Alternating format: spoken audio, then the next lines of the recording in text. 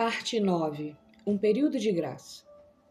Tenho visto alguns pastores e líderes que têm pregado o Evangelho de Jesus Cristo e feito a sua vontade, mas têm caído em adultério e em algum outro pecado. Percebi que Deus dará um espaço de tempo para arrependimento, um período de graça. Deus está lidando com eles e os anjos tentará trazê-los de volta ao caminho certo. O convencimento de Deus está incomodando o coração dos que têm cometido pecado, mas, se resistirem, ficarão com o coração endurecido. No início, essas pessoas tinham a glória de Deus ao seu redor. O fogo de Deus estava nelas e sobre elas como uma barreira de proteção. Mas, ao caírem no engano e na mentira, permitiram que brechas fossem abertas nessa proteção.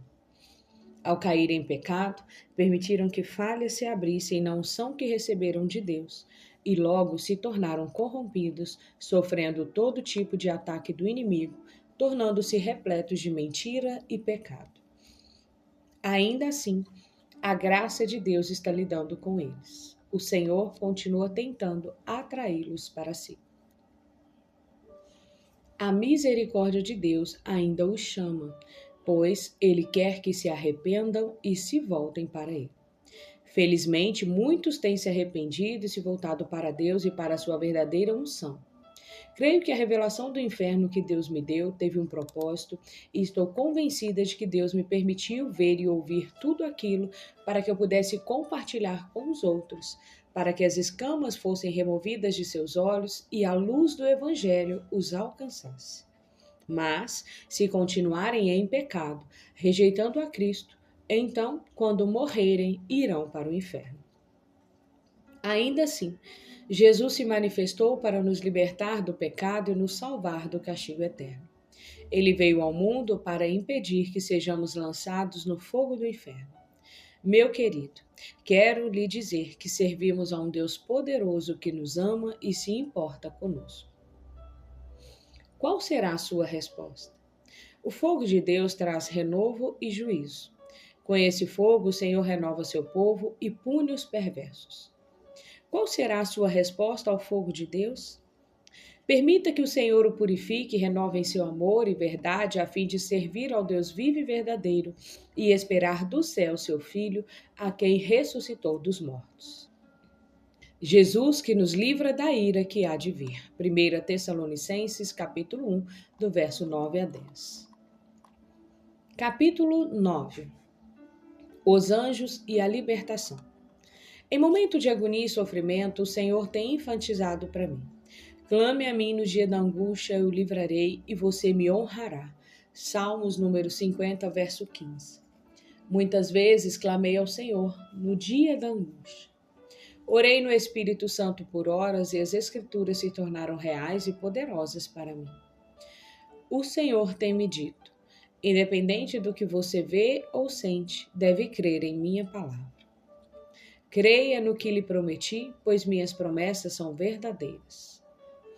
Eis algumas promessas de libertação retiradas da palavra de Deus que podem encher nosso coração e mente e ser usadas em nossas orações.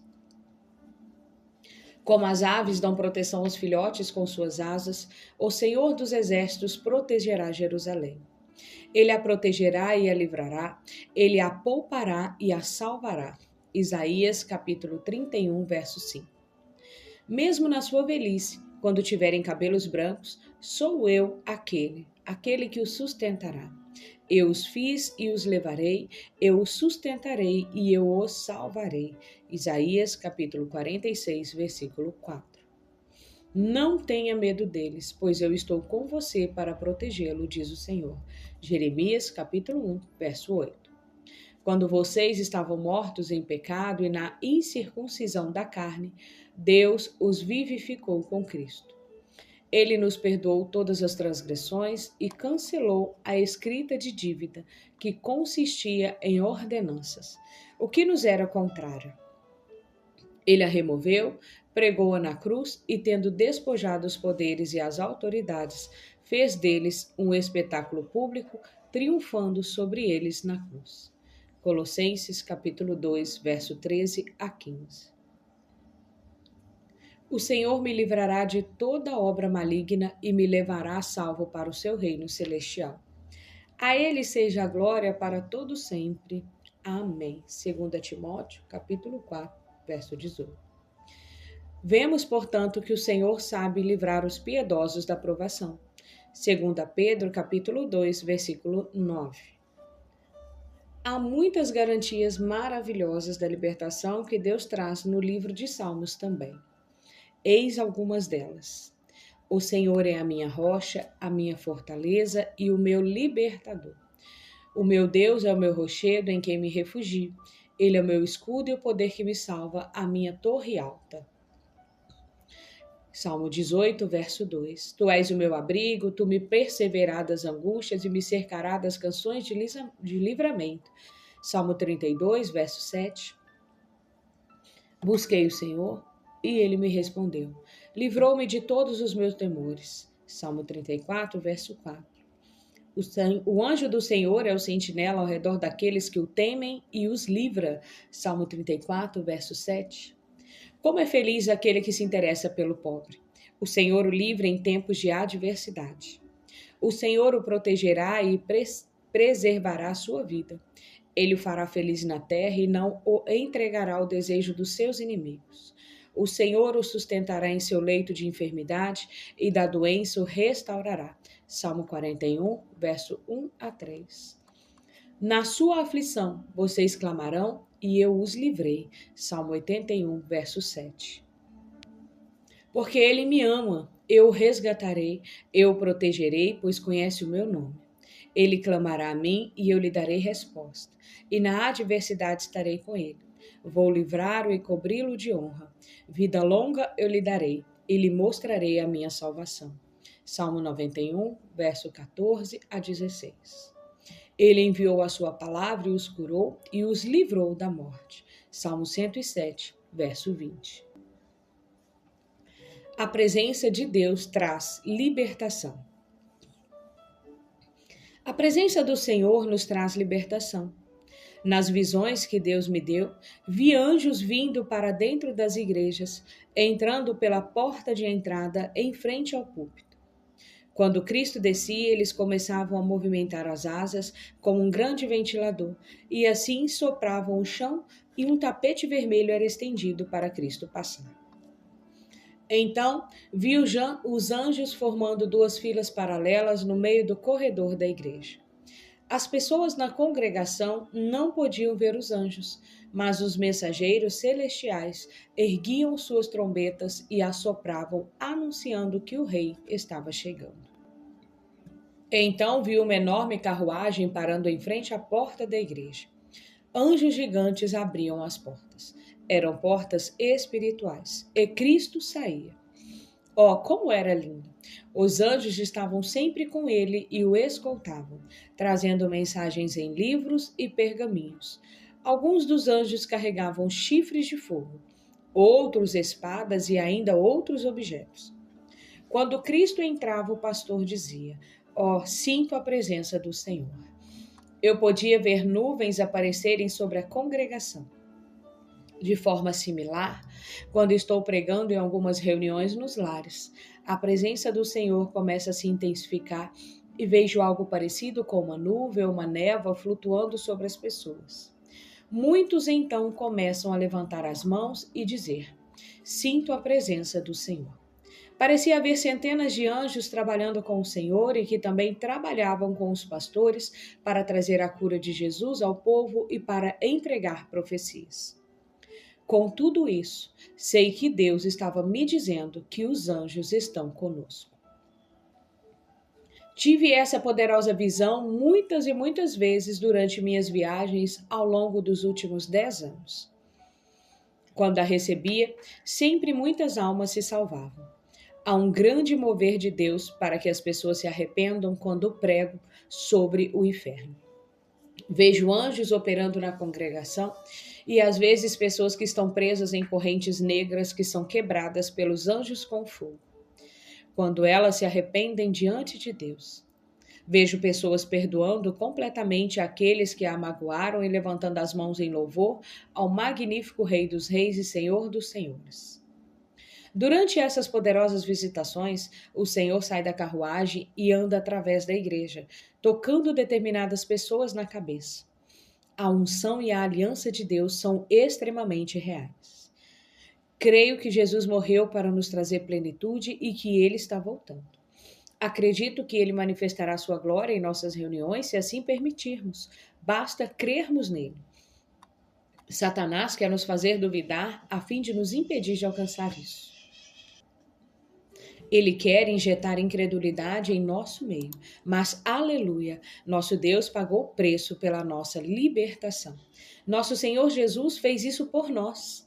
Se apenas nos aproximarmos dele, se somente perdoarmos uns aos outros, receberemos o perdão absoluto. Ver Mateus capítulo 6, do verso 14 a 15. Que não haja nenhum empecilho para essa aproximação e que sejamos curados das nossas enfermidades, males e doenças. O poder da cruz na libertação. Em outra ocasião, eu estava pregando em um culto sobre uma forte unção. De repente, tive a visão de anjos carregando uma enorme cruz branca na frente da igreja. Enquanto o outro pastor estava orando pelas pessoas, pude ver poder emanar da extremidade da cruz e atingir as pessoas que recebiam oração. Cada uma delas foi curada ou liberta ao ser tocada pelo poder que saía da cruz. Vi isso acontecer diversas outras vezes. Ao pregar a palavra viva de Deus, posso ver a cruz sobre minha cabeça. O poder sempre vem da cruz, pois é através do poder da cruz que a libertação é realizada e a salvação é possível. Podemos ser libertos hoje se somente invocarmos o preço que Jesus pagou no Calvário. O segredo é a expiação. Devemos crer em Jesus e em seus milagres. Repito, uma das grandes estratégias do diabo é lançar dúvida e incredulidade em nosso meio. Deus quer nos trazer alegria, felicidade e plenitude, mas o diabo quer nos trazer dor, sofrimento e lamentações. Deus é maior do que todas essas coisas, porém, devemos olhar para ele. A libertação só é possível através do poder da cruz. A misericórdia de Deus nos conduz à libertação. Eu estava em um voo pensando sobre uma crise que alguém na minha família estava passando, quando comecei a chorar e as lágrimas começaram a rolar em meu rosto. Graças a Deus eu tinha certa privacidade, usava óculos escuros e não havia muita gente na área do avião na qual eu estava. Era um voo longo, então eu encostei-me em um canto próximo à janela enquanto chorava. Com lágrimas escorrendo pelo rosto, olhei para fora e fiquei encantada ao ver um lindo arco-íris. Imediatamente lembrei-me das promessas de Deus. Quando ele colocou um arco-íris no céu pela primeira vez, havia prometido a Noé que nunca mais destruiria a terra com um dilúvio outra vez. Gênesis capítulo 9, no verso 8 a 17. Olhar o arco-íris naquele dia me animou, porque me fez recordar as preciosas promessas de Deus. Então, como confirmação pelo que estava vendo no mundo natural, tive uma visão linda, gloriosa e impactante. Vi o que parecia ser um grande fogo vermelho no céu e Deus em seu trono. É difícil descrever o que vi em seguida, mas parecia um rastro que ia do chão até o trono de Deus. Então vi que esse rastro era composto de lágrimas e imediatamente pensei em Jesus. Os pensamentos que tive com Jesus coincidiram com um evento histórico que me saltou à memória. Em um dos episódios mais tristes da história americana, alguns dos índios Cherokees haviam sido expulsos de sua terra, deslocados para abrigos temporários com o mínimo de estrutura e comida, e então forçados a marchar por mais de 1,5 mil quilômetros.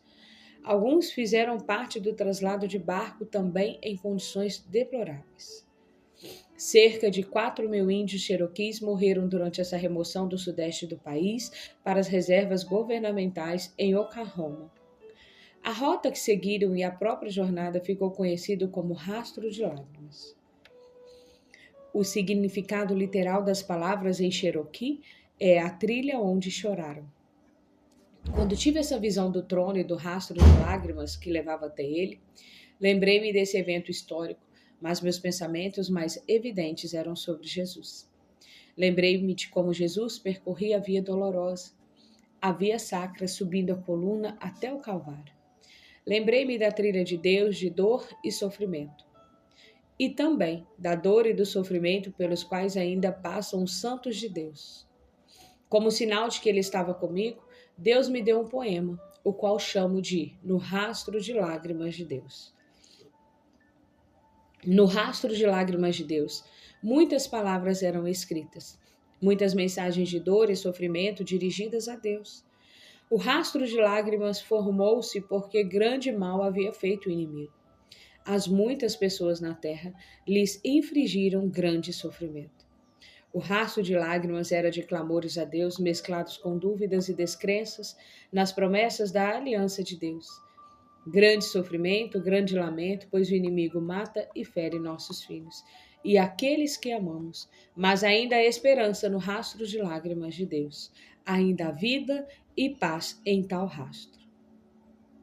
Ao continuar a olhar além da janela, parecia que havia lágrimas caindo do céu, cada uma contendo uma mensagem divina, formando um rastro até a terra. Eu sabia que Deus havia ouvido meu choro, pois Ele não ignora os nossos sofrimentos. Há muitas histórias nos rastros formados pelas lágrimas de Deus. Suas lágrimas caem como chuva e se misturam às nossas, que são uma forma de se comunicar com Deus. Registra tu mesmo o meu lamento, recolhe as minhas lágrimas em teu odre. Acaso não estão anotadas em teu livro? Os meus inimigos retrocederão quando eu clamar por socorro. Com isso saberei que Deus está a meu favor. Confio em Deus, cuja palavra louvo no Senhor. Cuja palavra louvo, em Deus eu confio e não temerei. Que poderá fazer meu homem? Salmo número 58, do verso 8 a 11. A revelação que recebi naquele dia criou em mim um respeito ainda maior por tudo que Jesus passou e pelo amor do nosso grande Deus. Ele nos ama tanto que enviou o seu Filho para nos dar a vida eterna, a fim de que não perecêssemos. Enquanto estivermos nessa terra, temos de continuar a combater o reino de Satanás através da palavra de Deus e fazer aquilo que Deus nos determina. A visão também me deu uma alegria indescritível. Deus enxugou minhas lágrimas e me fez recordar que Ele tomou sobre si as nossas enfermidades e sobre si levou as nossas doenças. Isaías capítulo 53, no verso 4.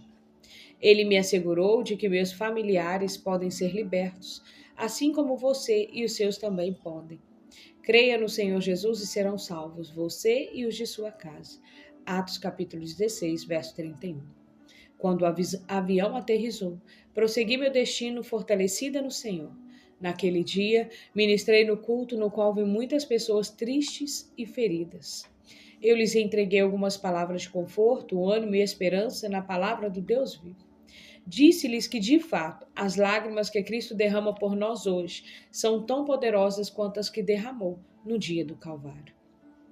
Você também já deve ter derramado muitas lágrimas por não entender o que lhe acontecia. Apenas lembre-se de que nunca entenderemos tudo nesta vida, mas que a palavra sagrada nos foi escrita e dada por Deus. O Espírito Santo inspirou homens do passado a escreverem as Escrituras, segundo Pedro, capítulo 1, do verso 20 a 21. Creia de todo o coração. Jesus Cristo é o mesmo ontem, hoje e para sempre. Hebreus, capítulo 13, verso 8. Ele é o único para quem devemos olhar, pois só em Cristo há esperança. Somente Ele é capaz de nos dar a verdadeira alegria e felicidade. Eu desafio a ter bom ânimo e saber que há um Deus que sempre cuida de você e da sua família. Ele envia seus anjos para proteger você, e eles estão sempre prontos para ajudá-lo e batalhar por sua causa. Saiba e entenda que os anjos foram enviados por Deus para cuidar de você. Clamores por libertação. Em um capítulo anterior, vimos que os anjos lutam contra o diabo a favor de Deus. O Senhor ordena a seus anjos que libertem as pessoas dos demônios e das enfermidades. Em muitos cultos de libertação, ouço as pessoas clamando: Deus me ajude, Deus me liberte. Era evidente que elas estavam desesperadas por libertação. E ao clamarem a Deus, pude ver anjos vindo e tocando com firmeza em seu coração.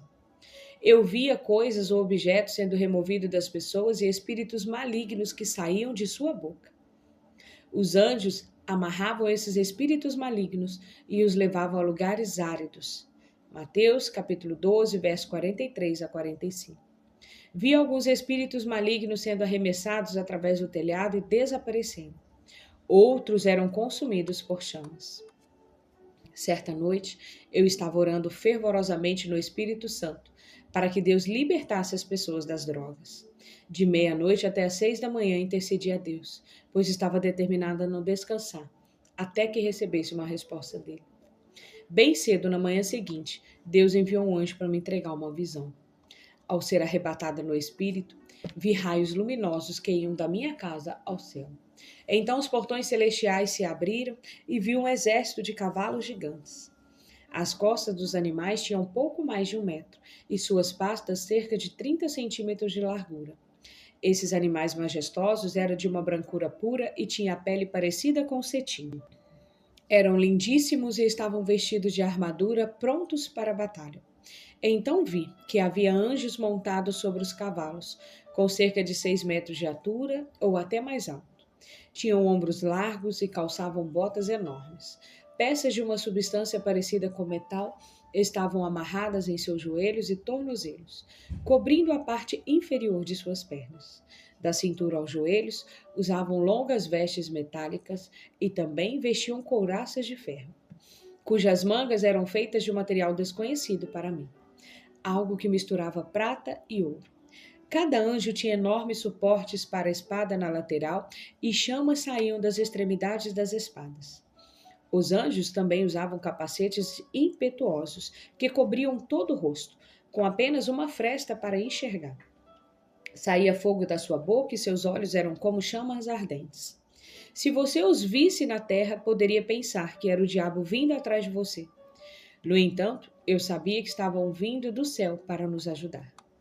Esses anjos guerreiros se moviam em formação de combate, alinhados como qualquer exército terreno que se prepara para a batalha. E certamente estavam bem preparados.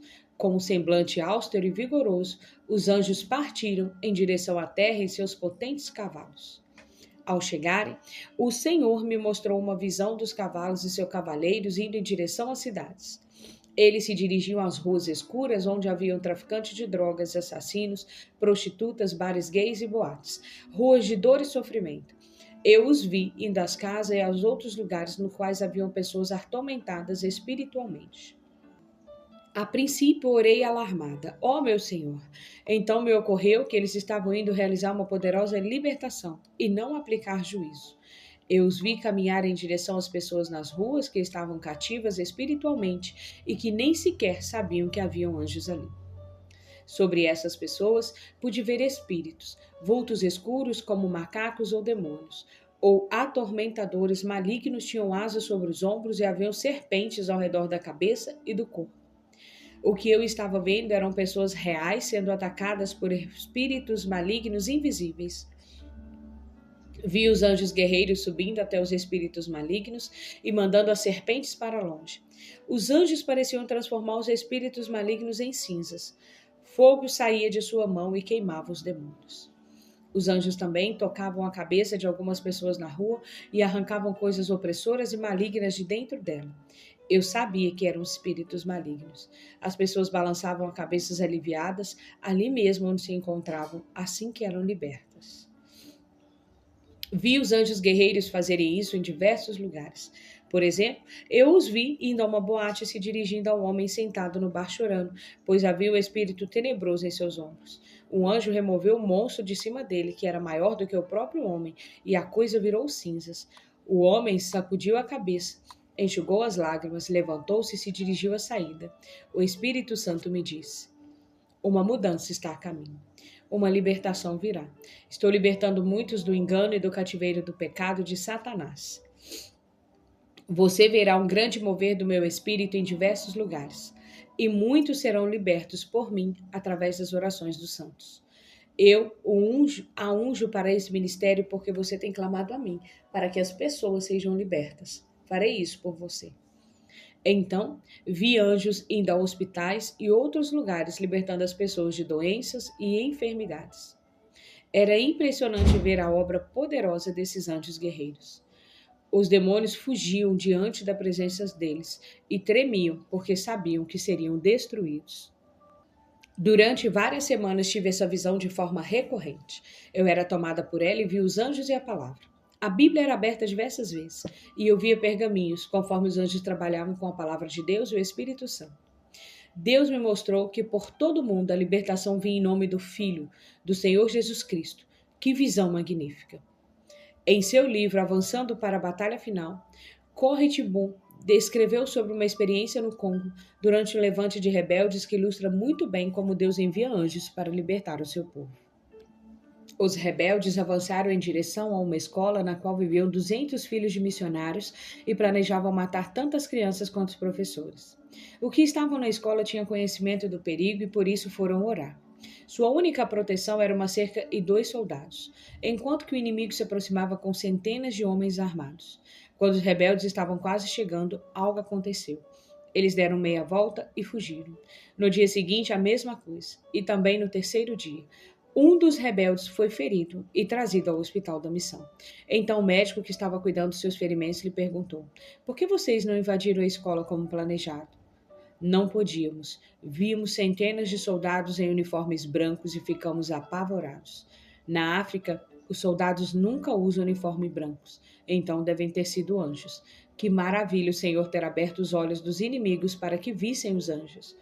Nós, como os filhos de Deus, não precisamos vê-los com os nossos olhos carnais. Temos a Bíblia e a fé, e pela fé vemos o invisível.